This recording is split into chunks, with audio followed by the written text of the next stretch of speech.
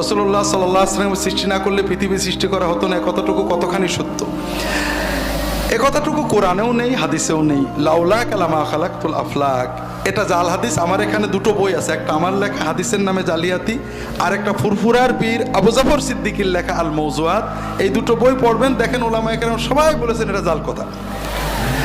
আর আমরা নবীজির দাম বাড়াই কি দিয়ে? নবীজি সৃষ্টি না হলে দুনিয়া সৃষ্টি হতো না, এটা কোনো নবীজির দাম বাড়ে না।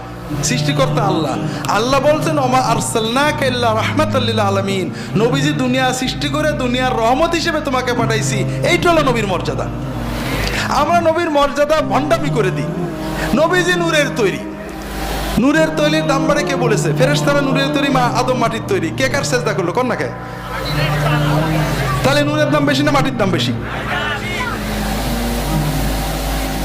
নূর, চাঁদ নূর, ঠিক না? সূর্য নূর।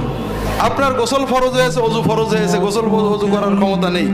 আপনি 1 ঘন্টা সূর্যের নূরে গোসল করলেন, 1 ঘন্টা চাঁদের নূরে গোসল করলেন, পাক হবেন? আর আপনি 1 সেকেন্ডে মাটিতে থাবা মেরে মুখ মুছে নিলেন, পাক হবেন না? মাটির দাম বেশি না নূরের দাম বেশি?